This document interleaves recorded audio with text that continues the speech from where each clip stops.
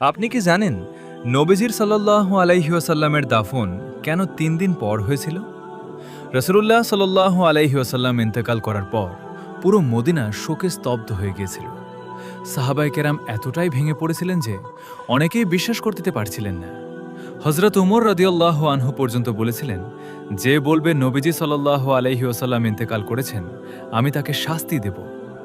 তখন হযরত আবু বকর রাদিয়াল্লাহু আনহু সবাইকে শান্ত করে বললেন, যে মুহাম্মদ সাল্লাল্লাহু আলাইহি ওয়াসাল্লামের ইবাদত করত তিনি ইন্তেকাল করেছেন, আর যে আল্লাহর ইবাদত করে আল্লাহ চিরঞ্জীব। এরপর মুসলিম উম্মাহর নতুন নেতা নির্বাচন করা জরুরি হয়ে পড়ে। সাহাবীরা হযরত আবু বকর রাদিয়াল্লাহু আনহুকে খলিফা নির্বাচিত করেন, আর নবীজির সাল্লাল্লাহু আলাইহি ওয়াসাল্লাম জানাজাও ছিল একেবারে ভিন্ন।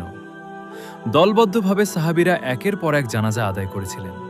এসব কারণেই দাফনে কিছুটা সময় লাগে।